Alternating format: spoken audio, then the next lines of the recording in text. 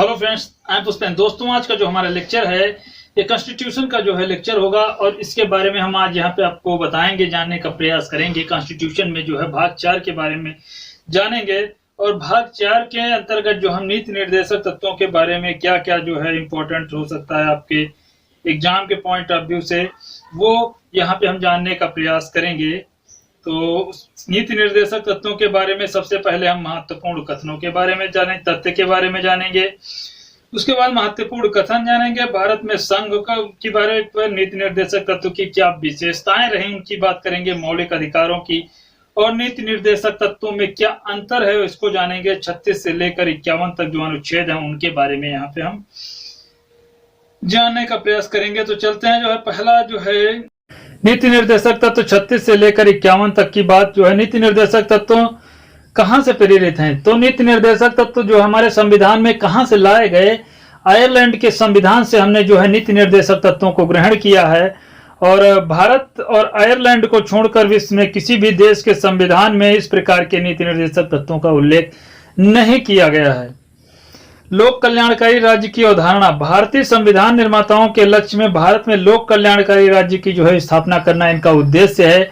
मौलिक अधिकारों के एक प्रकार से रखते हुए मतलब इनका जो उद्देश्य एक प्रकार से नीति निर्देशक तत्वों का है कि कल्याणकारी राज्यों की जो है जनता के कल्याण मतलब कल्याण के लिए कल्याणकारी राज्य की स्थापना करना, यह नीति निर्देशक तत्वों का उद्देश्य है कि संविधान में जोड़ने का यह उद्देश्य है, या कह सकते हैं कि राष्ट्र को आगे ले जाने के लिए, राष्ट्र को सुदृढ़ बनाने के लिए हमारे संविधान में जो है नीति निर्देशक तत्वों को जो है जोड़ा गया है।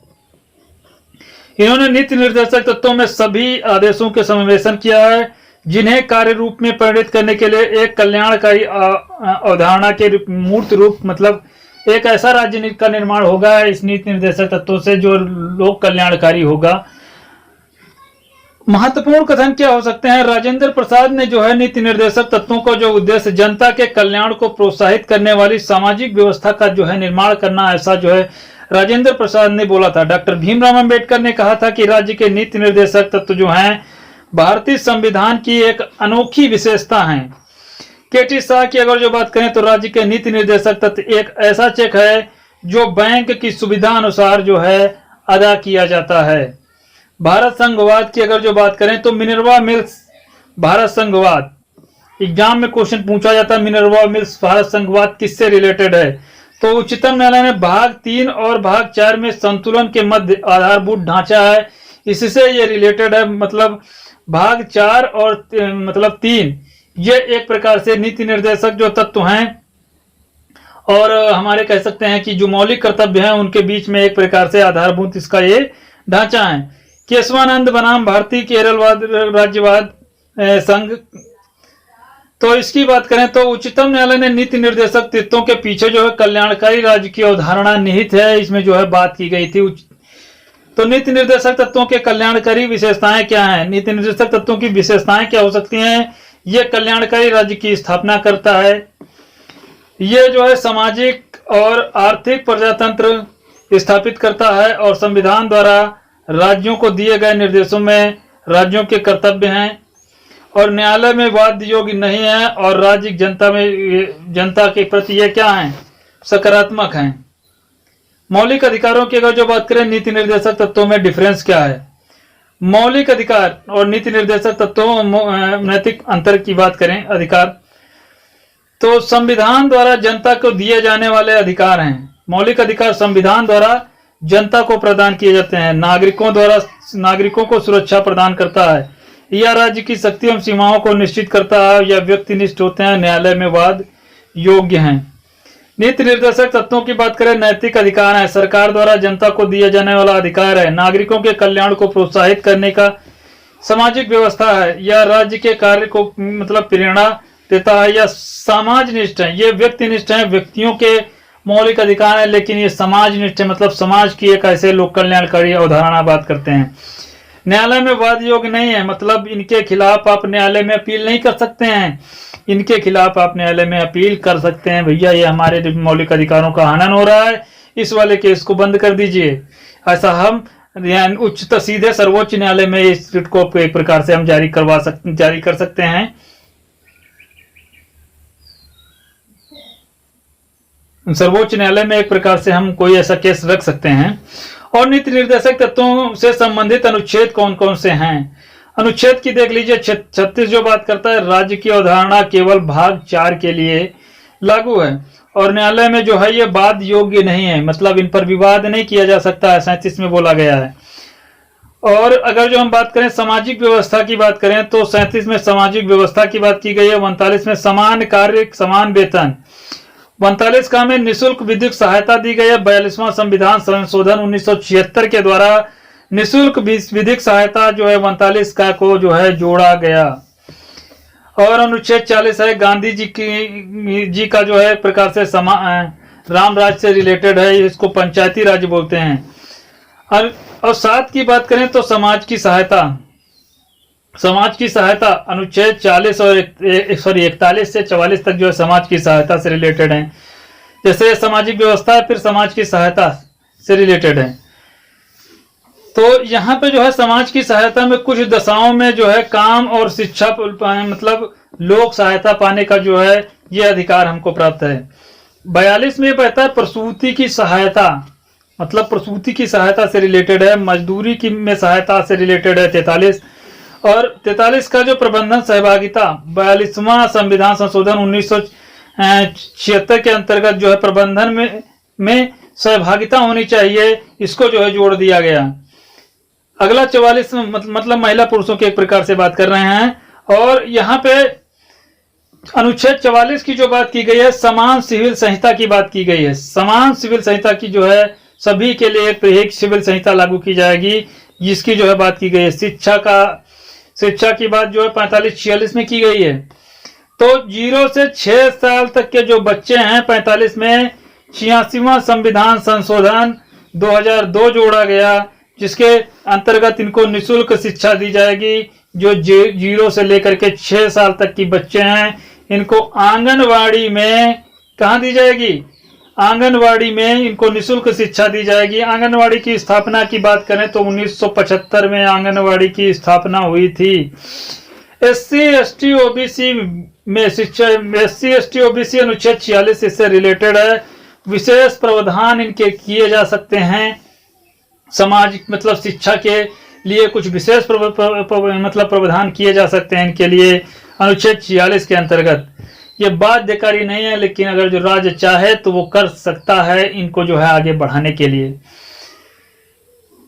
स्वास्थ्य की बात की जा रही है अनुच्छेद 47 और 48 में। अनुच्छेद 47 में पोषाहार की बात की गई है। अनुच्छेद 48 में कृषि एवं पशुपालन की बात की गई है। 48 का जो है पशु वन्य जीव और पर्यावरण संरक्षण से रिलेटेड कर दिया गया 42वां संविधान संशोधन 1976 के अंतर्गत। मतलब पशु वन्य जीव पर्यावरण संरक्षण की बात कर दी गई कि भाई अब पशुओं को आप मार नहीं सकते, वनों की कटाई नहीं कर सकते हैं और पर्यावरण को नुकसान नहीं पहुंचा सकते हैं। अनुच्छेद 48 का के अंतर्गत जो है ये आपका एक क्या कर दिया गया, नीति निर्देशक तत्व के अंतर्गत जो है रख दिया गया। और भाग 10 जो हमें बताता है वो कर्तव्यों की बात करता है। तो 49 और 51 में कर्तव्य दिए गए हैं, 49 से लेकर 51 तक।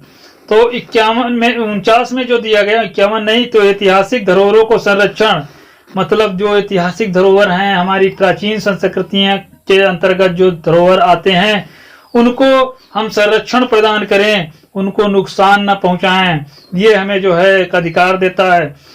और मतलब एक प्रकार से कहने का मतलब है 50 में कहा गया कार्यपालिका और न्यायपालिका का पृथक्करण कर दिया गया। यहाँ पे कार्यपालिका के क्या न्यायपालिका क्या है, मतलब कार्यपालिका और न्यायपालिका से पृथक कर दिया गया। अब उसको न्यायपालिका को एक प्रकार से अलग अधिकार दे दिए गए। तो ये जो है अनुच्छेद 50 के अंतर्गत रखे गए हैं। अंतरराष्ट्रीय शांति की बात करता है अनुच्छेद 51। इंटरनेशनल शांति की सभी देश जो है आपस में समन्वय बनाए कर रखें, किसी देश के प्रति हम भेदभाव की एक प्रकार से द्वेष की भावना न रखें, यह अंतरराष्ट्रीय शांति बनी रहेगी इससे। तो इसकी जो बात किसमें की गई है, 51 में की गई है। और अनुच्छेद 36 अब हम डिटेल में यहाँ पे जानने का प्रयास करेंगे। डिटेल की बात कर रहे हैं तो अनुच्छेद 36 जो है राज्य की परिभाषा से रिलेटेड है और राज्य की परिभाषा केवल भाग 4 में के लिए लागू है। और यहाँ राज्य से अभिप्राय क्या है, राज्य का अभिप्राय है केंद्र से भी है और राज्य से भी है। तो अब ध्यान रखिए, केंद्र में कौन कौन से आते हैं, तो संसद आती है और केंद्र सरकार आएगा, और राज्य में आएगा विधानमंडल और राज्य सरकार आएगी। कहने का मतलब है सभी स्थानीय जो प्राधिकारी हैं पंचायती राज व्यवस्था के अंतर्गत आते हैं। ग्राम पंचायत, जनपद पंचायत, जिला पंचायत, नगर निकाय, नगर पंचायत, नगर पालिका, नगर निगम, ये सब किसके अंतर्गत आते हैं, सभी स्थानीय अधिकारी के अंतर्गत आते हैं, प्राधिकारी हैं ये। अन्य प्राधिकारी हैं जैसे संघ लोक सेवा आयोग, यूपीएससी, बैंक, कंपनी, जीवन बीमा निगम, विश्वविद्यालय, सरकारी सहायता प्राप्त, airport authority of India, Bharat में खाद्य अधिनियम, पेट्रोलियम नियम, तेल, प्राकृतिक गैस भागीदारी, रेलवे बोर्ड, ये सब इसके अंतर्गत आते हैं, अन्य प्राधिकारी के अंतर्गत। प्राधिकारियों का तात्पर्य ऐसे व्यक्ति और निकाय से है जिन्हें उपविधि, विधि, आदेश, अधिसूचना के बारे में जारी करने का जो है इनको जो है अधिकार हो, ये जो है इनको अधिकार प्राप्त हो, ऐसे को प्राधिकारी कहा गया। अनुच्छेद 37 में न्यायालय में वाद योग्य नहीं है। 37 जो है वो न्यायालय में वाद योग्य नहीं है। भाग 4 में दिए गए उपबंध न्यायालय द्वारा लागू नहीं किया जा सकता। इस विधि में इन तत्वों को करना परम एक प्रकार से कर्तव्य है। अनुच्छेद 38 बात करता है सामाजिक व्यवस्था की। सामाजिक विकास की योजनाओं की यहाँ पे बात की जा रही है। तो कौन कौन सी योजना कब लागू की गई, कब आई, उनके बारे में कुछ आपको पता होना चाहिए। एग्जाम में क्वेश्चन ज्यादा टफ नहीं पूछेंगे।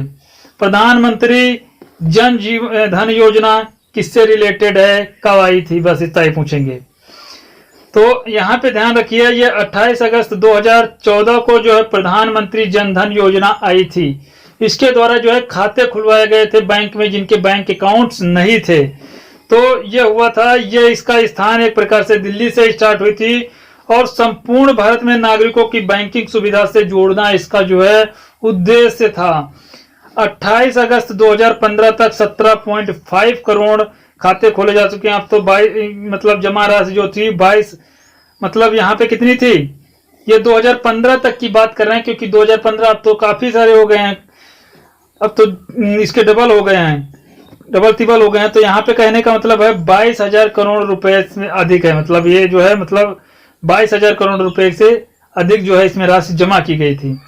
स्वच्छ भारत मिशन कब आया था, 2 अक्टूबर 2014 को आया था। क्वेश्चन आपसे पूछा जाएगा 2014 की भी पूछ लेंगे, इतना ध्यान रखना। ये पूछेंगे योजना कब आई थी, 2014 में आई थी, ऐसे क्वेश्चन पूछेंगे। अब ये नहीं पूछेंगे स्वच्छ भारत मिशन अभियान किससे रिलेटेड, तो उसमें पहले से ही दिख रहा है स्वच्छ भारत अभियान कब से रिलेटेड है, किससे रिलेटेड होगा, स्वच्छता से रिलेटेड होगा। ये आपसे क्वेश्चन नहीं पूछेंगे। 2 अक्टूबर 2014 को वाल्मीकि नगर जो था वो दिल्ली का था, वहां से स्टार्ट हुई थी। स्वच्छता के माध्यम से स्वस्थ जीवन में सुधार करना था और इस पर जो प्रतीक जो था चश्मा था और नारा था एक कदम स्वच्छता की ओर, जो है इसका नारा दिया गया था। और मंत्रालय इसका जो था पेयजल एवं स्वच्छता मंत्रालय था। लक्ष्य था 2 अक्टूबर 2019 तक महात्मा गांधी की 150वीं जयंती पर संपूर्ण भारत में स्वच्छता मानक को प्राप्त करना, जो इसका उद्देश्य था। अप्रैल 2015 तक देश में जो है स्वच्छ भारत का क्रियान्वयन का प्रथम स्थान गुजरात को जो है प्राप्त हुआ है, मतलब प्राप्त हुआ था। अगली योजना है सांसद आदर्श ग्राम योजना। इनके बारे में डिटेल में ज्यादा जानने की जरूरत नहीं, हालांकि अब जो है डिटेल में कोई करंट अफेयर से आ जाए क्वेश्चन कि ये सांसद आदर्श ग्राम योजना के बारे में जो है अभी इसका बजट पेश हुआ है, ये इससे रिलेटेड है, तो इसके बारे में उतना क्वेश्चन इंपॉर्टेंट पूछते नहीं है कि बजट में कितना रखा गया, कितना क्या रखा गया, ये नहीं पूछते हैं। डायरेक्ट यही पूछेंगे 11 अक्टूबर 2014 को जयपुरा वाराणसी से, जो एक प्रकार से जयपुरा मतलब एक प्रकार से वाराणसी से में पड़ता है स्थान, वहां से ये आई थी और गांव में विकास के एक प्रकार से उन्हें क्या करना था, आत्मनिर्भर बनाना था। एक योजना आई थी हृदय योजना, heritage city development and augmentation योजना, जो थी 21 जनवरी 2015 को ये योजना आई थी। इसका उद्देश्य था प्रत्येक विरासत शहर की इसको संरक्षित करना, जो प्रत्येक विरासत शहर है उसको क्या करना, संरक्षित करना, एक समावेशी तरीके से नियोजन और आर्थिक विरासत को संरक्षण के लक्ष्य के मतलब एक प्रकार से लाने का इसका उद्देश्य था।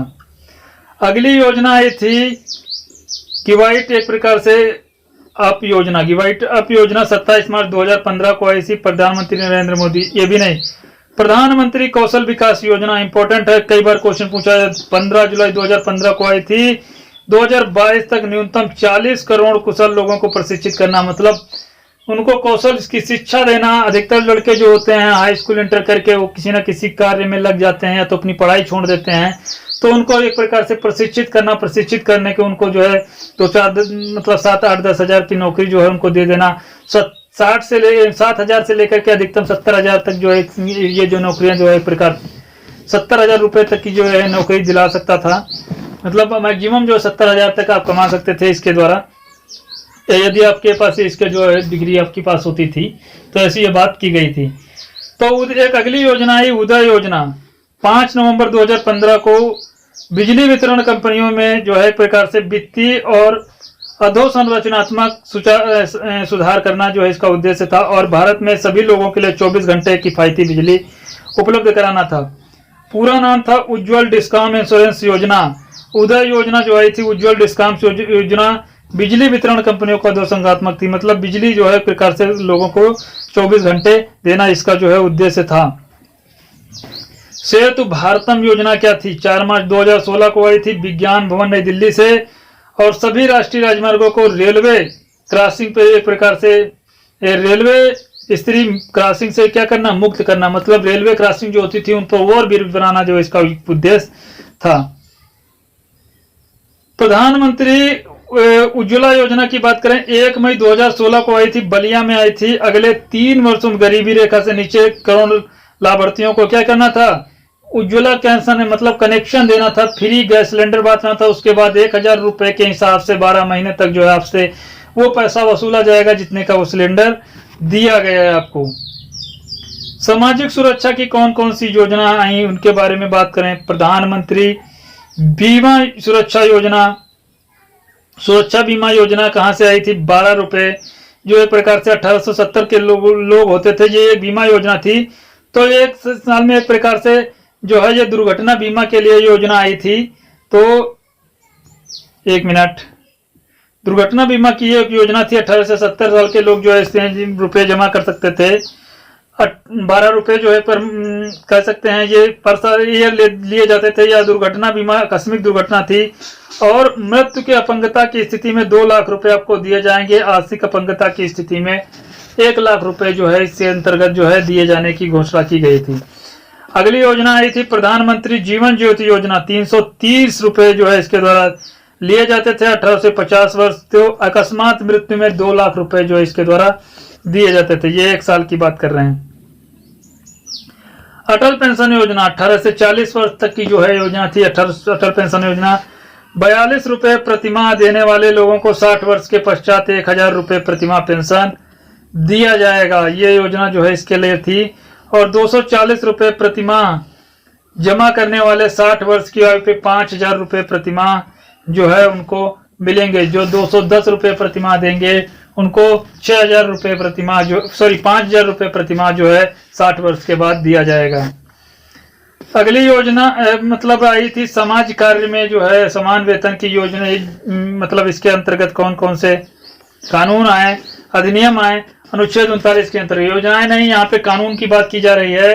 तो समान कार्य हो तो समान वेतन अनुच्छेद 39 में दिया गया है। भूमि सुधार अधिनियम एक्ट 1951 आया, और समान वेतन है तो जो है समान कार्य है तो जो है भूमि सुधार अधिनियम लाया गया 1951 में। और समान वेतन है तो जो बात की गई समान पारिश्रमिक अधिनियम इक्वल रिन्यूमरेशन एक्ट 1976 जो लाया गया। इसके द्वारा महिलाओं पुरुषों को एक प्रकार से समान कार्य और समान वेतन की बात की गई थी। इसके अंतर्गत समान कार्य की, इसके अंतर्गत समान वेतन की बात की गई थी। अनुच्छेद 39 का के अंतर्गत निःशुल्क विधिक सहायता 42वां संविधान संशोधन 1976 किया गया। इसके अंतर्गत आपको निःशुल्क विधिक सहायता दी जाएगी। राज्य में जो है आर्थिक रूप से कमजोर जो लोग होंगे उनको अन्य प्रकार से निर्योग व्यक्तियों को निःशुल्क विधिक सहायता प्रदान करेगा, जिससे वह न्याय प्राप्त करने से वंचित न रह जाएं। अनुच्छेद 40 कहता है कि गांधी जी का रामराज पंचायती राज से रिलेटेड है। अनुच्छेद 40 तो ग्राम विकास योजना आई थी। इसके अंतर्गत पंडिल दीनदयाल ग्राम ज्योति योजना 25 जुलाई 2015 को बिहार राज्य से आई थी। 2016 की योजनाओं की बात कर रहे हैं। 2020 तक प्रत्येक ग्रामीण परिवार को निर्बाध बिजली उपलब्ध कराना था। Shyama Prasad Mukherjee rural urban mission 16 सितंबर 2015 तक आई योजना। और इसमें क्या रखा गया, वर्ष 2020 तक 300 स्मार्ट गांवों को क्लस्टर विकसित किया गया था और गांवों में शहरी सुविधा उपलब्ध कराना था और रूरल प्लस अर्बन जो है इसको जो जोड़ना था। अनुच्छेद 41 के अंतर्गत कुछ दिशाओं में काम एवं शिक्षा पाने का अधिकार की बात करता है। मनरेगा, Mahatma Gandhi national rural employment guarantee act 2005 जो है इसके अंतर्गत बात की गई। 25 अगस्त 2005 को विधान द्वारा अधिनियम, मतलब विधान द्वारा ये प्रकार से अधिनियमित है और 2006 तक नरेगा की शुरुआत की गई थी। 1/4/2000 मतलब 8 तक नरेगा संपूर्ण भारत में इसको जो है लागू कर दिया गया और 2 अक्टूबर 2008 को नरेगा का नाम परिवर्तित कर दिया गया। इसको महात्मा गांधी ग्रामीण रोजगार गारंटी योजना कर दिया गया। Mahatma Gandhi national rural employment guarantee act 2005 को बना दिया गया। पहले जो नरेगा होता था उसमें महात्मा गांधी जोड़ के 2 अक्टूबर 2009 को उसको मनरेगा बना दिया गया। मनरेगा में लागू रोजगार गारंटी योजना है जिसके मतलब एक प्रकार से 27 राज्यों के 200 जिलों में ये प्रारंभ की गई थी। इसके पहले जो है इसमें जो है 100 लोग दिनों का मतलब एक प्रकार से रोजगार पर देना आवश्यक था। तो जब ये योजना शुरू की गई तो और इसमें केंद्र और राज्य सरकार का 90 और 10 का जो है प्रकार से रेशियो था। इतना जान लीजिए, बहुत है, इससे ज्यादा क्वेश्चन नहीं पूछे जाएंगे नरेगा से। नरेगा मनरेगा अनुच्छेद 42 में प्रसूति में सहायता की बात करता है। तो जननी सुरक्षा योजना जो आई 12 अप्रैल 2005 को ये जननी सुरक्षा योजना आई और 1 जनवरी 2006 को जननी सुरक्षा योजना को लागू किया गया। 31 दिसंबर 2016 को जो प्रोत्साहन राशि कर दी गई वो 6000 रुपए कर दी गई। इसके कुछ रीजन है कि आपको इतने रुपए पहले दे दिए जाएंगे, बाद में इतने रुपए दिए जाएंगे और बच्चे को एक प्रकार से देखरेख के लिए जब बच्चा जन्म ले लेगा उसके अंतर्गत जो आपको इतने रुपए दिए जाएंगे। 200 जिलों में लागू। उद्देश्य माता शिशु को एक प्रकार से कम करने की संस्थानम व्यवस्था है और प्रोत्साहन पर प्रचार। आशा जो है नामक एक परिचारिका होगी जो इसके द्वारा किया जाएगा। आशा का फुल फॉर्म की अगर जो बात करें एक्रीडिएटेड सोशल हेल्थ एक्टिविटिस्ट है, मान्यता प्राप्त सामाजिक स्वास्थ्य कार्यकर्ता जो है ये है। और ग्रामीणों में जो है निम्न प्रदर्शन वाले राज्यों में 1400 रुपए माता को दिए जाएंगे, आशा को जो है 600 रुपए दिए जाते हैं। उच्च प्रदर्शन वाले राज्य 700 रुपए इनको दिए जाएंगे और माता जो आशा होंगी उनको 600 रुपए दिए जाएंगे।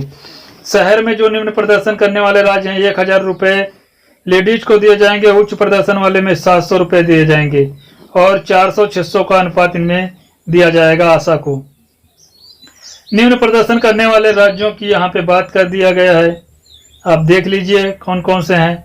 इसके बाद जननी सुरक्षा योजना 12 अप्रैल 2005 को जो है निम्न प्रदर्शन करने वाले राज्य कौन कौन से हैं ये देखिए। लोअर परफॉर्मिंग इंडेक्स की बात कर रहे हैं जो है निम्न सुरक्षा, जो 2005 की बात कर रहे हैं उस समय किए रहे हैं तो ये जो है इंपॉर्टेंट है ही नहीं आपके एग्जाम के लिए। अगला है मजदूरी में सहायता, अनुच्छेद 43 मजदूरी सहायता अधिनियम। तो न्यूनतम मजदूरी एक्ट 1948 लाया गया, मिनिमम वेज एक्ट 1948, 1965 में बोनस अधिनियम लाया गया और 1972 में उपदान भुगतान अधिनियम पेमेंट गारंटी एक्ट 1972। स्वास्थ्य एवं सुरक्षा अधिनियम अगला अधिनियम आया 1948 के अंतर्गत। कारखाना अधिनियम आया इसके बाद, जो फैक्ट्रीज एक्ट 1948 और 2013 में जो एक आया कार्यस्थल पर महिलाओं के उत्पीड़न और रोकथाम के निषेध निवारण अधिनियम, यह एक लाया गया 2013 में। पेंशन बीमा से रिलेटेड कुछ योजनाएं मतलब एक आए बनाए गए।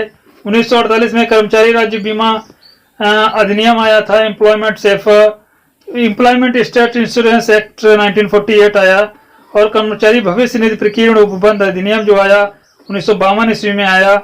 1995 में आया इंदिरा गांधी राष्ट्रीय वृद्धावस्था पेंशन योजना आई। अनुच्छेद 43 के अंतर्गत प्रबंधन में सहभागिता, 42वां संविधान संशोधन 1976 प्रबंधन में सहभागिता की बात करता है। अनुच्छेद 44 में समान सिविल सहायता की बात करता है, यूनिफॉर्म कोड भी सिविल कोड की बात करता है। भारत में अनुच्छेद 44 गोवा राज्य में जो है लागू है। और भारत में दीवानी मामलों में एक प्रकार से अलग कानून है। हिंदू विवाह अधिनियम 1955 आया, सैयद कानून आया, जो शरीयत कानून जो आया, जिसको शरीयत बोलते हैं, 1937 ईस्वी में आया था। और आनंद विवाह अधिनियम जो 1955 ईस्वी में लागू किया गया, पहली बार 2012 में इसमें जो है संशोधन किया गया। और यहाँ पे बात करें अनुच्छेद 45 में 6 से कम उम्र के बच्चों को निःशुल्क शिक्षा एवं 86वां संविधान संशोधन 2002 के द्वारा इसको जोड़ा गया। और राज्य का ये कर्तव्य होगा कि वो 6 वर्ष से कम उम्र के शैक्षणिक मतलब आंगनवाड़ी का वो प्रबंध करें किसी प्रकार से। 86वां संविधान संशोधन 21 का के अंतर्गत इसको जो है रख दिया गया 2002 में। 21 का के अंतर्गत रख दिया गया, जो 45 में था, 21 का के अंतर्गत रख दिया 6 से 14 वर्ष तक की बच्चों को निःशुल्क विधिक एक प्रकार से शिक्षा का जो है अधिकार दिया जाएगा। ये इसको मौलिक अधिकार जो है बना दिया गया। अनुच्छेद 45 में 6 से कम उम्र के बच्चों को निःशुल्क नैतिक शिक्षा का अधिकार जो है वो दिया जाएगा। अनुच्छेद 46 में SC ST OBC में शिक्षा का प्रावधान किया गया। विश्वविद्यालय और महाविद्यालय में जो है शिक्षा पाने हेतु जो स्कॉलरशिप इनको दी जाने की प्रावधान किया गया, जिससे जो है आगे की अपनी पढ़ाई जारी रख सकें।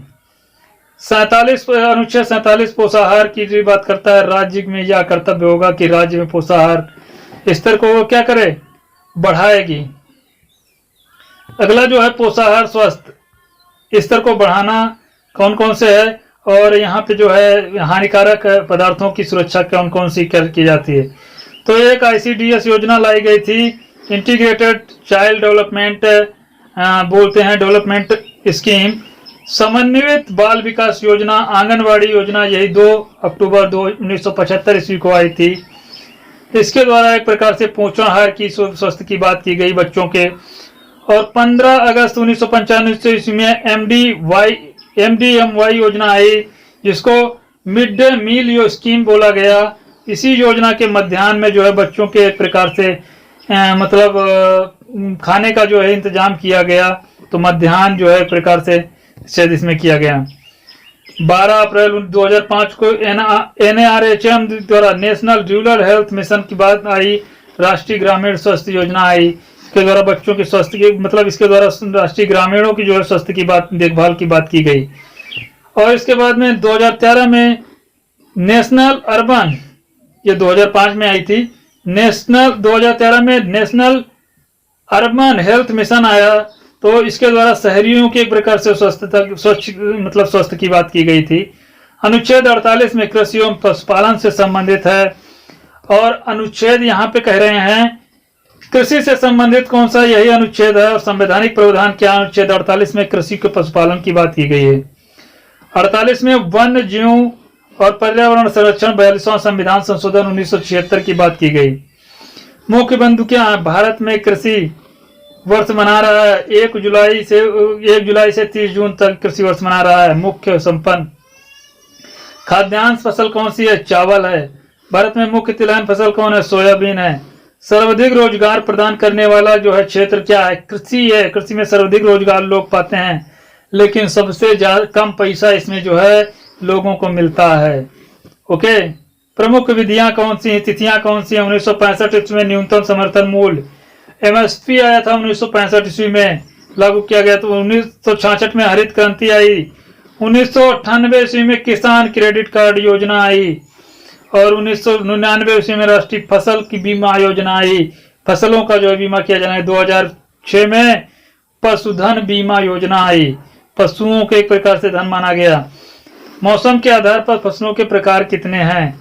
खरीफ की फसल जून जुलाई में बोई जाती है। एग्जाम में क्वेश्चन पूछ लेते हैं, जो गांव के लड़के हैं वो तो इनको बहुत कायदे से जानते होंगे, कौन खरीफ की फसल है, कौन रबी की है, कौन जायद की फसलें हैं। और ये भी उनको पता रहती हैं। जनरली जो सिटी के बच्चे होते हैं उनको जो है नहीं पता होती। यहाँ पे देख लीजिए, ये जून जुलाई में बोई जाती हैं और अक्टूबर नवंबर में ये काट लिया जाता है इनको फसलों को। इसके अंतर्गत चावल, ज्वार, बाजरा, मक्का, कपास, गन्ना और अरहर, मूंगफली, तिल, सोयाबीन, लोबिया, ये जो फसलें आती हैं। रबी की फसलें अक्टूबर नवंबर में बोई जाती हैं। जैसे ही खरीफ खत्म होती है रबी बोई जाती है। रबी जो है गेहूं को बोलते हैं, उसी के हिसाब से रबी भी इसको नाम रख दिया गया। तो गेहूं, जौ, चना, मटर, मसूर, सरसों, तोरिया, आलू जो है ये फसल किसकी हैं? ये रबी की फसल है। जायद की फसल फरवरी और मार्च में बो दी जाती हैं और जैसे ही जून जुलाई आता है इनको काट लिया जाता है। ककड़ी, खीरा, तरबूज, तरकारियां एक प्रकार से कह सकते हैं, ये जो आपको अरबी बोलते हैं घुइयां कह सकते हैं। और यहाँ पे कहते हैं सूरजमुखी हो गया और उर्द हो गया। तो ये उर्द आप जानते हैं, उड़द जिसको बोलते हैं आप। तो ये चीज वहां पे बोई जाती है। ये खरीफ की फसल है, सॉरी जायद की फसल है। हालांकि उर्द जो होता है ये खरीफ की फसल में भी बो दिया जाता है, तो इसमें दिया नहीं है, ये खरीफ के महीने में भी बो दिया जाता है। कभी पूछ दे दो फसल कम, तो ये दोनों की फसल है। और सरसों जो है ये रबी के समय में एक प्रकार से भी बोया जाता है, रबी के समय में बोया जाता है। और अगर जो हम बात करें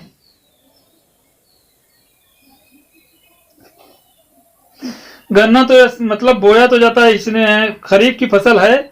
ये गन्ना जो है ये खरीफ की फसल है, लेकिन ये 1 साल तक रहता है।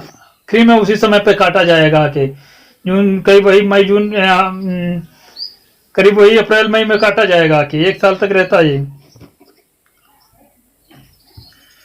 न्यूनतम समर्थन मूल्य की बात करें, एमएसपी की बात करें, तो एग्रीकल्चर प्राइस कमीशन ने जो है, कृषि मूल्य आयोग ने जो है गठन इसका जो 1965 ईस्वी में हुआ था। एमआई जो है दांतेवाला थे, एमएल दांतेवाला जो है इसके अध्यक्ष थे और कार्य न्यूनतम समर्थन मूल्य का निर्माणाधीन करना था। Commission for agriculture cost price जो है करना था। कृषि लागत मूल्य आयोग कब आया था? 1966 में एसीपी में परिवर्तित कर दिया गया। सीएससीपी में जो है, एसीपी को जो है सीएससीपी में परिवर्तित कर दिया गया। जो पहले एसीपी था एग्रीकल्चर प्राइस कमीशन, उसको सीएससीपी परिवर्तित कर दिया, commission for agriculture cost and prices में कन्वर्ट कर दिया। न्यूनतम समर्थन मूल्य 2017-18 की इसको बात नहीं करेंगे, कुछ की किसी की हम बात नहीं करेंगे। हालांकि अभी हम देखेंगे आगे कौन कब किसका कौन सा मूल्य कब हुआ और इसके बारे में हम बात नहीं करेंगे। चावल के उत्पादन में कौन राज्य प्रथम है, कौन लास्ट में, इनकी वो बात नहीं करेंगे। और 19वीं पशुधन जनगणना 2012 में हुई थी, इसकी भी बात हम नहीं करने वाले हैं। और रबी की फसल कौन कौन से इस इलाकों में जो बोई जाती है ये आपको जो दिखा रहे हैं, कौन से एरिया में जो है रबी की फसलें जो है बोई जाती हैं। तो ये जो है यहाँ पे एरिया जो आपको दिख रहे होंगे, तो ये रबी की फसलें बोई जाती हैं। और यहाँ पे चावल एक प्रकार से उगाया जाता है, पश्चिम बंगाल रबी की फसल है, सॉरी ये रबी की फसलें ये हैं। और ये जो लोबिया और ये चावल ये खरीफ की फसलें हैं, ये इस क्षेत्र में उगाई जाती हैं। हालांकि इन क्षेत्रों में भी खरीफ की फसल जो है एक प्रकार से उगा ली जाती है, लेकिन यहाँ पे जो है केवल रबी की फसल जो है दिखाई गई है। अब हम कुछ इंपॉर्टेंट जो फैक्ट्स हो सकते हैं आपके एग्जाम के पॉइंट ऑफ व्यू की, उनकी बात कर लेते हैं। तो जो मछली पालन होता है उसको जो बोला जाता है मत्स्य पालन होता है, उसको पिसीकल्चर बोलते हैं। केचुआ पालन वर्मी कल्चर बोलते हैं। बागवानी को हॉर्टिकल्चर बोलते हैं। सब्जियां उगाना ओलेरी कल्चर बोलते हैं। इसको एग्जाम में क्वेश्चन कभी कभी इनसे पूछ देते हैं, इसको क्या बोलते हैं। फूल की खेती को जो पोमो कल्चर बोलते हैं, फ्लोरिकल्चर भी बोलते हैं, पोमो कल्चर बोलते हैं। सॉरी, फलों की खेती को पोमो कल्चर बोलते हैं, फूल की खेती को क्या बोलते हैं? फ्लोरिकल्चर बोलते हैं। फलों की खेती को पोमो कल्चर बोलते हैं। ओलेरी कल्चर सब्जियों की खेती को। बाकी तो आपको पता होंगे कि इसको क्या बोलते हैं। ये दो इंपॉर्टेंट हैं, एग्जाम में क्वेश्चन पूछे जा सकते हैं। भारत में कुछ से जुड़े निम्नलिखित एक प्रकार से क्या चीज हैं? खाद्यान्न मतलब हरित क्रांति और दूध शोध क्रांति, मत्स्य नीली क्रांति जो है, कहने का मतलब है कृषि से जुड़ी कुछ क्रांतियां क्या क्या हुई थी। खाद्यान्न उत्पादन हरित क्रांति है, और दूध उत्पादन को श्वेत क्रांति बोलते हैं। मछली उत्पादन कर रहे हैं तो नीली क्रांति बोलेंगे, और उर्वरक का उत्पादन कर रहे हैं तो भूरी क्रांति बोलेंगे, और तिलहन का उत्पादन कर रहे हैं तो पीली क्रांति बोलेंगे इसको। मांस और टमाटर का उत्पादन कर रहे हैं तो लाल क्रांति बोलेंगे। मसाले का उत्पादन कर रहे हैं तो बादामी क्रांति बोलेंगे। अंडे का उत्पादन हो रहा है तो उसको रजत क्रांति बोलेंगे। और आगे कुछ इंपॉर्टेंट है आम केवला, ये तो वही हो गया। 1 मिनट। खरीफ की फसल का न्यूनतम समर्थन मूल्य 2017-18, इसकी भी बात हम यहाँ नहीं करने वाले हैं। और यहाँ पे राज्यों की सूची में कौन कौन से स्थान के है, कहाँ पे कौन सी चीज उगाई जाती है, वो टॉप पे है। उसकी बात करें तो जम्मू कश्मीर में केसर उगाया जा रहा है, टॉप पे है वो। उत्तर प्रदेश में गेहूं, गन्ना और आलू के स्थान टॉप पर है। आंध्र प्रदेश में तंबाकू और मिर्च टॉप पर है। गुजरात मूंगफली और कपास के स्थान पे टॉप पर है एक प्रकार से। और असम में बांस और चाय की खेती होती है, ये टॉप पर है यहाँ पे। बिहार में लीची जो है होती है, सबसे ज्यादा खेत लीची होती है। बंगाल में धान होता है और जूट सबसे ज्यादा उगाया जाता है। केरल में जो है इलायची और काली मिर्च सबसे ज्यादा उगाई जाती है। सिक्किम में जो है बड़ी इलायची सबसे ज्यादा उगाई जाती है। मध्य प्रदेश में लहसुन सबसे ज्यादा उगाया जाता है। और महाराष्ट्र के नासिक में प्याज सबसे ज्यादा उगाया जाता है और काजू भी उगाया जाता है सबसे ज्यादा है। और कर्नाटक में कहवा एक प्रकार से काफी जिसको बोलते हैं, जिसकी जो है सबसे ज्यादा मतलब उत्पादन होता है और रेशम का उत्पादन होता है। और तमिलनाडु में केला का उत्पादन सबसे ज्यादा होता है, कसावा का उत्पादन सबसे ज्यादा होता है। राजस्थान जो है वो दलहन उत्पादन में सबसे टॉप पर है। यह देखिए मूंगफली का उत्पादन, कपास का उत्पादन के टॉप पर जो है लिखा है। इनके बारे में हम ज्यादा जानने की जरूरत नहीं है। मक्के का उत्पादन आंध्र प्रदेश में सबसे ज्यादा होता है। और अगर जो हम बात करें यहाँ पे बागवानी फसलों की, अगर जो हम बात करें तो बागवानी फसलों में जो है कॉफी में कर्नाटक और केरल टॉप पे हैं।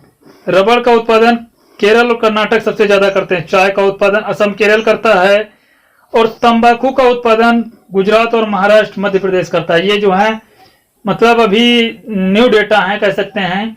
तो ये डेटा हम आपको लेके आए हैं कि कौन सा टॉप पर है देश, मतलब प्रदेश।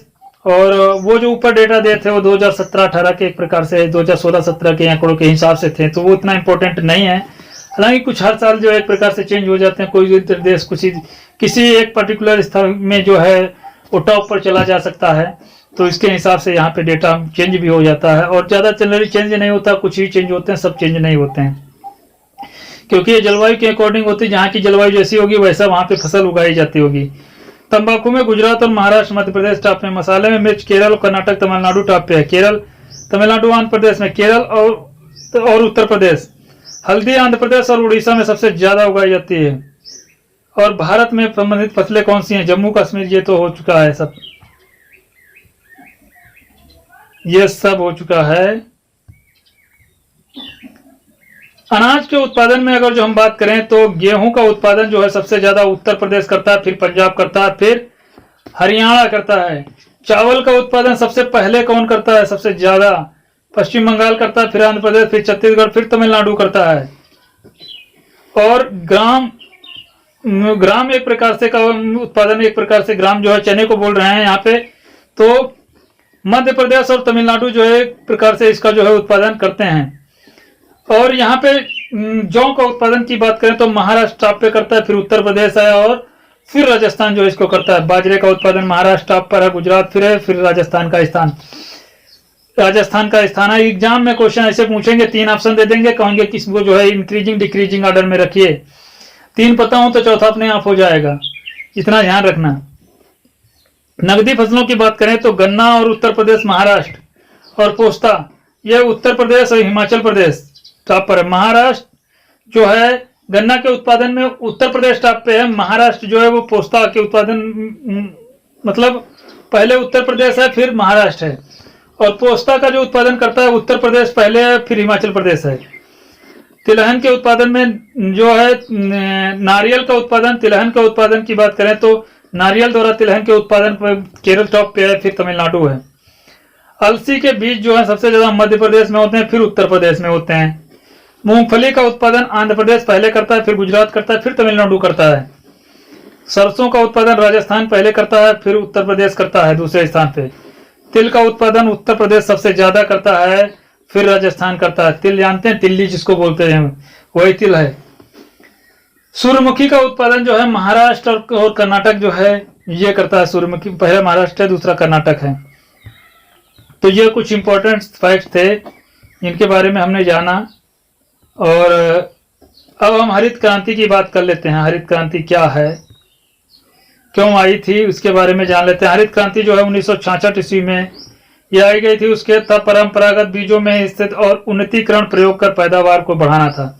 मतलब कृषि में जो है उन्नत तरीके के बीज हम अप्लाई करें और उन्नत तरीके के जो हम उपकरण अप्लाई करें, बीज उर्वरक खाद का मतलब उपयोग करके के किसी की पैदावार को जो है बढ़ाना, ये जो है इसका उद्देश्य था। यहाँ पे बोले हरित क्रांति का जो जनक देश कौन सा है? फिलीपींस है। हरित क्रांति शब्द का सर्वप्रथम प्रयोग किसने किया था? विलियम गॉड ने जो है हरित क्रांति शब्द का सबसे पहले प्रयोग किया था। सबसे पहले उसने बोला था कि हरित क्रांति है। हरित क्रांति मतलब क्रांति का जन्मदाता कौन है? प्रोफेसर नॉर्मन बोरलॉग को जाना जाता है। विश्व में हरित क्रांति का जन्मदाता है। भारत में हरित क्रांति का जनक कौन बोला जाता है? MS स्वामीनाथन को जो है बोला जाता है। हरित क्रांति के समय भारत का जो है केंद्रीय खाद्य कृषि मंत्री कौन था? CS सुब्रमण्यम थे। एग्जाम में क्वेश्चन इन दोनों से पूछे जाते हैं ज्यादातर, याद रखना। हरित क्रांति सबसे प्रभावित फसल कौन सी थी? गेहूं सबसे ज्यादा एक प्रकार से प्रभावित रहे हरित क्रांति से पैदावार में। और भारत में सर्वाधिक हरित क्रांति आई थी किस राज्य में? पंजाब में आई थी। मशीनीकरण हो गया था, टेबल वगैरह पंपिंग सेट्स लगे तो उन्नत बीज उर्वरक खाद आ गए थे वहां पे, और एक प्रकार से वहां पे जो है पैदावार जो है बढ़ी थी।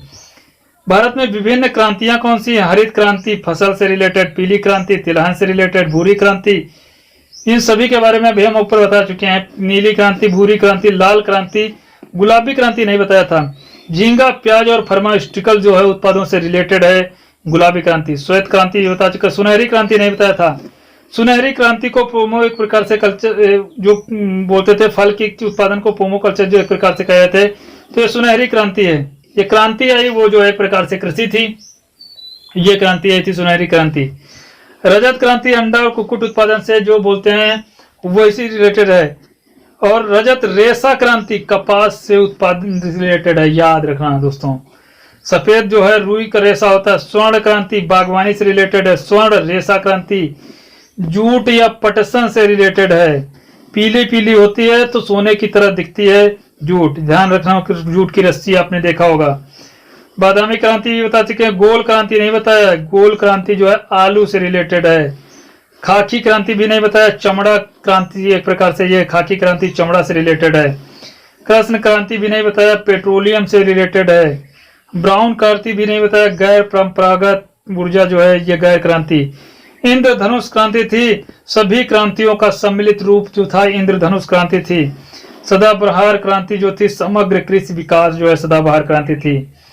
कृषि से संबंधित योजनाएं कौन सी हैं? किसान क्रेडिट कार्ड योजना कब आई थी? 1988 ईस्वी में इसको प्रारंभ किया गया, 1998 में आई थी। 1988 नहीं, यहाँ रॉन्ग हो गया। 1998 में आई थी किसान क्रेडिट कार्ड योजना। इसके द्वारा किसान जो है बीज खरीदने के लिए 5,000 रुपए तक जो है सभी क्रेडिट कर मतलब एक प्रकार से कर सकता है। मतलब राशि जो है वो क्या कर सकता था, ले सकता था 5,000 रुपए तक की राशि बीज खरीदने के लिए। और राष्ट्रीय फसल बीमा योजना 1999 में आई थी। फसल का जो है बीमा किया गया था। पशुधन बीमा योजना 2006 में पशुओं का जो है बीमा किया गया था। प्रधानमंत्री कृषि सिंचाई योजना निरांचल को 7 अक्टूबर 2015 में।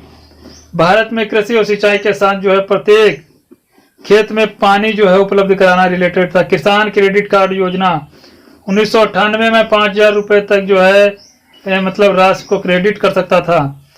1999 में अगली योजना आई राष्ट्रीय फसल बीमा योजना। फसलों का जो बीमा किया जाने लगा था। रबी फसलों में एक प्रकार से 2 नवंबर 1999 से ये जो है स्टार्ट की गई थी। और बीमा कंपनी जो थी AICL थी, एग्रीकल्चर इंश्योरेंस कंपनी लिमिटेड थी। प्रीमियम राशि जो थी 1% और 3% थी। 1% सीमांत एवं लघु कृषक को देना होता था। मध्यम को लिए 2% और जो वृहद किसान थे उनको 3% देना होता था। उनको जो है एक प्रकार से प्रीमियम राशि उनकी क्या थी, 3% जो है देना होता था। तब उनको जो है एक प्रकार से ये राशि जो है फसलों का बीमा किया जाता था। 2006 में पशुधन बीमा योजना आई। जो पशुओं का जो है बीमा किया जाता है NIC नेशनल इंश्योरेंस कंपनी करनी थी। NIC की स्थापना 22 नवंबर 1972 को हुई थी। अगली योजना है प्रधानमंत्री 2015 में कृषि सिंचाई योजना निरांचल में इसको बोला गया। तो यहाँ पे हम जानेंगे प्रधानमंत्री 7 अक्टूबर 2015 को उद्देश्य इसका था भारत में कृषि सिंचाई में प्रत्येक खेत में पानी को उपलब्ध कराना। नीरांचल जो था ये कहें राष्ट्रीय जल संभर प्रबंधन योजना, ये जो है इसका फुल फॉर्म था नीरांचल। नीरांचल उससे से रिलेटेड था राष्ट्रीय जल संभर प्रबंधन योजना। सहायता के जो है विश्व बैंक द्वारा की गई, छत्तीसगढ़ जो है में 9 राज्यों में जो है प्रारंभ की गई थी पहले। और नारा इसका था pre drop more crop, pre drop more का, एक बूंद पानी डालो बहुत ज्यादा फसल ले लो। अनुच्छेद 48 जो था वो वन्य जीव पर्यावरण संरक्षण से रिलेटेड है। 42वां संविधान संशोधन 1976 के द्वारा 48 का जो है जोड़ा गया वन्य जीव पर्यावरण संरक्षण में। हंगुल परियोजना 1970 ईस्वी में आई थी, हंगुल के लिए। कस्तूरी मार्ग 1970 में ये भी आई थी। वन्य जीव संरक्षण 1972 में। प्रोजेक्ट टाइगर 1973 में। गिरी सिंह परियोजना 73 में। मगरमच्छ संरक्षण परियोजना 1974 में। घड़ियाल प्रोजेक्ट 1975 में। कछुआ संरक्षण परियोजना 1975 में। गौ हत्या निषेध का कानून 1986 में। गेंडा परियोजना 1987 ईस्वी में आई। और प्रोजेक्ट एलिफेंट जो आया 1992 में आया। लॉन्ड पॉन्डा परियोजना 1996 ईस्वी में आई। ये सब एग्जाम में क्वेश्चन पूछे जाते हैं आपके, ये परियोजना कब आई थी, तो इसलिए हम ये बता रहे हैं आपको। गंगा नदी डॉल्फिन परियोजना 1997 में इसकी बात की गई थी। गंगा में डॉल्फिन एक प्रकार से कमी देखने की हुई। गिद्ध संरक्षण परियोजना 2006 में आई थी, गिद्धों की संख्या कम देखते हुए। हिम तेंदुआ परियोजना ये भी 2009 में आई थी, इनकी जो है कमी को देखते हुए। वन संरक्षण अधिनियम को पाया। वन संरक्षण अधिनियम 1927 ईस्वी में आया था, एग्जाम में क्वेश्चन पूछा जाता है, याद रखना। वन अधिनियम 1927 ईस्वी में आया था। वन संरक्षण अधिनियम 1980 में आया था, याद रखना। वन अधिनियम आया था 1927 में, वन संरक्षण अधिनियम 1980 में आया था। वन नीति 1952 में आई थी। राष्ट्रीय वन नीति जो आई थी 1988 में आई थी। वन नीति 1952 में और राष्ट्रीय वन नीति 1988 ईस्वी में जो एक प्रकार से ये आई थी। तो कहने के मतलब है यहाँ पे। और पर्यावरण से संरक्षण के का अधिनियम कौन कौन से हैं? जल प्रदूषण निवारण नियंत्रण अधिनियम 1974, वायु प्रदूषण नियंत्रण अधिनियम 1981, पर्यावरण संरक्षण अधिनियम 1986, जैव विविधता अधिनियम 2002, जनजातियों और वन निवासियों का अधिनियम 2006, और राष्ट्रीय हरित न्यायाधिकरण अधिनियम अनुच्छेद 21 के तहत इसको लाया गया 2010 में। और 39 में जो है ऐतिहासिक धरोहरों का एक प्रकार से संरक्षण 49 के अंतर्गत रखा गया। 39 नहीं, 49 के अंतर्गत जो है ऐतिहासिक जो धरोहर है उनको जो है संरक्षण की बात की गई। तो पहला जो है ऐतिहासिक धरोहर खोजना और दूसरा संरक्षण। भूगर्भ का संरक्षण का संस्थान जो मुख्यालय ये कोलकाता में है, 1948 में आया था। 1956 में जो है भारतीय पुरातात्विक संस्थान बनाया गया, इसका मुख्यालय दिल्ली में है। एग्जाम में इनसे भी क्वेश्चन पूछे जाते हैं, इन सभी से क्वेश्चन पूछे जाते हैं, याद रखना।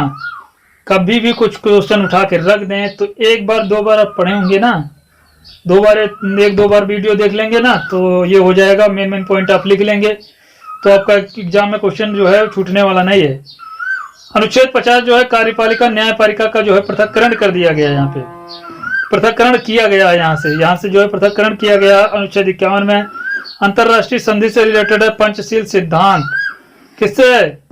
29 अप्रैल 1954 को पंचशील सिद्धांत से रिलेटेड समझौता हुआ था। भारत और चीन के बीच में समझौता हुआ था। 5 सिद्धांत दिए गए थे, भारत की तरफ से 5 सिद्धांत रखे गए थे। पंचशील समझौता किन किन देशों के बीच में हुआ था? पहले जो हुआ था भारत चीन के बीच में हुआ था, बाद में बाकी देशों के साथ भी, पड़ोसी देशों के साथ हुआ। क्या हुआ? युद्ध नहीं करना, मतलब एक राज्य दूसरे राज्य पे साथ युद्ध नहीं करेगा, आक्रमण नहीं करेगा, दूसरे के संप्रभुता का सम्मान करेगा और किसी देश के आंतरिक मामलों में हस्तक्षेप नहीं करेगा। अंदर कोई लड़ाई हो रही हो तो उस देश खुद जिम्मेदारी है, आप उसके बारे में छेड़छाड़ नहीं करेंगे।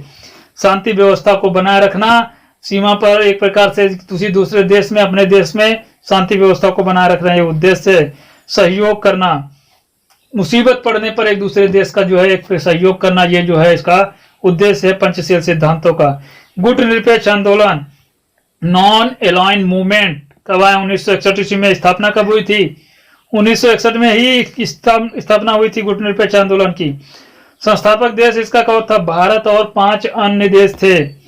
वर्तमान में जो एक प्रकार से नाम सम्मेलन में 3 वर्षों में होता है कि जिस देश में होता है उसकी वहां मतलब राजधानी में यह आयोजित किया जाता है और उस देश का प्रमुख 3 वर्ष के लिए इसका क्या हो जाता है? अध्यक्ष होता है। 3 वर्षों में गुटनिरपेक्ष आंदोलन होता है। गुटनिरपेक्ष प्रथम आंदोलन 1961 ईस्वी में युगोस्लाविया में हुआ था। इसके अध्यक्ष जो टीटो बने थे। 7वां जो सम्मेलन 1983 ईस्वी नई दिल्ली में हुआ, इंदिरा गांधी इसकी जो है प्रकार से क्या थी? अध्यक्ष थी। 16वां सम्मेलन 2012 में तेहरान में ईरान में हसन रसनी जो एक प्रकार से हसन रहनी जो है इसके अध्यक्ष थे। 17वां जो है सम्मेलन जो है 2016 में कराकस वेनेजुएला में हुआ। और अगर जो हम बात करें 18वां जो सम्मेलन हुआ इसका वो कहाँ पे हुआ? 2019 में इसका जो सम्मेलन हुआ वो अजरबैजान की जो कैपिटल है बाकू में जो है इसका 2019 में जो है सम्मेलन हुआ था। तो अब हम बात करें अनुच्छेद 49 में ऐतिहासिक धरोहरों को संरक्षण कहाँ पे जो किया गया है? दिल्ली में ये जो है भारतीय पुरातात्विक सर्वेक्षण का जो है मुख्यालय है। कोलकाता में जो है भूगर्भ संरक्षण संस्थान का मुख्यालय 1948 में इसकी स्थापना हुई थी। इसकी स्थापना की बात करें तो 1956 ईस्वी में हुई थी। और जो है फिगरल की बात करें भाग 4 का जो है मौलिक कर्तव्य इसी के अंतर्गत जो है पढ़ लेते हैं। हालांकि देख लेते हैं कि ये लेक्चर जो है थोड़ा लेंथी हो जाएगा। इसी के अंतर्गत देख लेते हैं भाग 4 का जो है मौलिक कर्तव्य रखे गए। तो कहने का मतलब है मौलिक कर्तव्य जो थे ये बाद में जोड़े गए। पहले इनका जो मूल संविधान में इनका उल्लेख नहीं था, इनको जो है बाद में जोड़ा गया। भाग 4 का के अंतर्गत 51 का अनुच्छेद में जो है इनको रख दिया गया मौलिक कर्तव्यों में। 1971 में जो है लोकसभा का चुनाव हुआ था। उस समय प्रधानमंत्री क्या थी? इंदिरा गांधी थी। और 19 जून 1975 ईस्वी को अवैध घोषित कर इलाहाबाद के हाई कोर्ट ने इसको क्या किया था? लागू इसको क्या किया था? एक प्रकार से अवैध घोषित किया था। और 22 जून 1975 को स्टे लगा के इसे सुप्रीम कोर्ट ने इस पे क्या लगा दिया? सुप्रीम कोर्ट में स्टे लगा दिया। इसके पहले का अगर जो हम जीएस के बारे में जानने का प्रयास करें तो इसके पहले हुआ ये था कि 1971 में चुनाव हुआ था और इंदिरा गांधी जो है रायबरेली से चुनाव जीत गई थी। राजनारायण जो है वहां से चुनाव हार गए थे। राजनारायण ने एक मुकदमा सुप्रीम इलाहाबाद हाईकोर्ट में दाखिल किया कि जो है चुनाव में धांधली कराई है इंदिरा गांधी ने और मतलब अवैध रूप से इन्होंने चुनाव को जीता है और लोगों को घूस दिया है और कई मतलब आरोप लगाए और इन पे आरोप जो है इलाहाबाद हाई कोर्ट ने सिद्ध कर दिया और 14 आरोप लगभग इस तरह के आरोप लगे और इनको सिद्ध दोषी पाया गया और इनको जो है पद से हटने की इन्होंने अनुमति दे दी। इन्होंने सुप्रीम कोर्ट में मामला दाखिल कर दिया। 24 जून 1975 ईस्वी को सुप्रीम कोर्ट ने इनको जो है पद पर बने रहने की अनुमति दी। 25 जून को इन्होंने जयप्रकाश नारायण धरना देने लगे और धरना के स्थल पर जो है कई लोग एक प्रकार से वहां पे मौजूद थे। तो धरना स्थल को ये देखते हुए इन्होंने सोचा कि अब ये धरना तो चलता रहेगा, तो इन्होंने जो है आपातकाल लगा दिया। आपातकाल लगा दिया सुप्रीम कोर्ट एक प्रकार से इन्होंने आपातकाल जब लगा दिया तो आपातकाल में जो है लोगों को पकड़ के जो है बंद कर दिया जा रहा था, कोई जो अगर जो धरना दे रहा था। तो ये आपातकाल जो था 25 जून 1975 ईस्वी से लेकर के 21 मार्च 1977 ईस्वी तक जो है आपातकाल रहा था। तो ये जो है वहाँ का कुछ जीएस है। इंदिरा गांधी के विरुद्ध बिहार के जो जयप्रकाश नारायण के नेतृत्व में दिल्ली में क्या किए थे? धरना प्रदर्शन उस समय दे रहे हैं। 25 जून 1975 ईस्वी को आपातकाल की इन्होंने घोषणा कर दी थी। अब आपातकाल की घोषणा की तो इंदिरा गांधी के जो रक्षा सलाहकार थे सरदार स्वर्ण सिंह, इन्होंने क्या कहा? सरदार स्वर्ण सिंह ने इंदिरा गांधी को बताया कि विश्व में किसी भी देश के संविधान में नागरिकों को रोकने का कोई प्रावधान नहीं है। मतलब वो आपातकाल कर रहे थे, विश्व में किसी देश के संविधान में कोई भी मतलब नागरिकों को रोकने का प्रावधान नहीं, वो धरना प्रदर्शन करते रहेंगे गवर्नमेंट के खिलाफ। लेकिन रूस के संविधान में जो है मौलिक कर्तव्यों का उल्लेख है। रूस के संविधान में है मौलिक जो है कर्तव्य नैतिक होते हैं, लेकिन सरकार के चाहे तो कानूनों पर उस पर जो है बना सकती है। तो मौलिक कर्तव्य किससे प्रेरित हैं? ये रूस से प्रकार से मतलब कर्तव्य प्रेरित हैं और सरदार स्वर्ण सिंह की समिति के आधार पर इसकी अनुशंसा की गई थी। और 42वां संविधान संशोधन 1976 के द्वारा भाग का जोड़ा गया था। 51 का में जो जगह दी गई थी और मूल संविधान में मौलिक कर्तव्यों की संख्या जो थी वो 10 थी। बाद में इसको मौलिक कर्तव्य 11वां भी जोड़ दिया गया 86वां संविधान संशोधन 2002 के अंतर्गत कि 6 से 14 वर्ष तक की जो बच्चे होंगे उनके माता पिता उनको जो है शिक्षा का प्रावधान करें, उनको जो है निःशुल्क शिक्षा दी जाएगी। ये प्रावधान जो फिर से जोड़ दिया गया, ये इनका जो है मौलिक कर्तव्य बना दिया गया माता पिता का। मौलिक कर्तव्य नैतिक कर्तव्य, लेकिन सरकार जो है कानून द्वारा इन पर बाध्य नहीं है। मौलिक कर्तव्य कौन कौन से हैं? देश के लिए मौलिक कर्तव्य, समाज के लिए है, पर्यावरण के लिए हैं और स्वयं के लिए जो है कुछ मौलिक कर्तव्य दिए गए हैं। तो देश के लिए जो है सम्मान की बात करें, आदर्श वाक्य की जितने जो है आदर्श वाक्य की बात करें और एकता अखंडता को बनाए रखें, देश की रक्षा करें और आह्वान किए जाने पर भी राष्ट्र की रक्षा करें, ये जो है अधिकार हैं, मतलब कर्तव्य है हमारे। मिली जुली संस्कृति को बनाए संरक्षण दें, जो हमारी संस्कृतियां मिली जुली उनको भी हम संरक्षण दें और भाईचारे की भावना को बनाए रखें, ये सामाजिक व्यवस्था के अंतर्गत आता है। पर्यावरण संरक्षण करें, वैज्ञानिक दृष्टिकोण बनाए रखें, दृष्टिकोण से एक प्रकार से हम सोचे समझे और विचार करें और ऐतिहासिक धरोहरों का जो है संरक्षण करें। स्वयं के विरुद्ध जो है मौलिक कर्तव्य जो है स्वयं के आगे एक प्रकार से आगे बढ़ाने का एक प्रकार से प्रयास करने का 10वां जो है मौलिक कर्तव्य है। और 11वां जो है अभिभावक अपने माता पिता की मतलब अभिभावक जो है अपने 6 से 14 वर्ष के बच्चों को निःशुल्क शिक्षा का एक प्रकार से प्रदान कराएं, उनको भेजें जरूर, उनसे काम न करवाएं, ये जो है हमारे कर्तव्य हैं। 10 पहले कर्तव्य थे रखे गए थे, बाद में 86वां संविधान संशोधन 2002 में इसको भी जोड़ दिया गया। तो ये जो है मतलब एक प्रकार से मौलिक कर्तव्य हमारे जो बन गए। तो ये लेक्चर दोस्तों यहीं पे समाप्त करते हैं। जो हमारा लेक्चर होगा अगले दिन हम भाग 5 के बारे में बात करेंगे। तो दोस्तों वीडियो अच्छा लगे तो इसको लाइक करिए, शेयर करिए, सब्सक्राइब करिए। वीडियो देखने के लिए आपको बहुत बहुत धन्यवाद।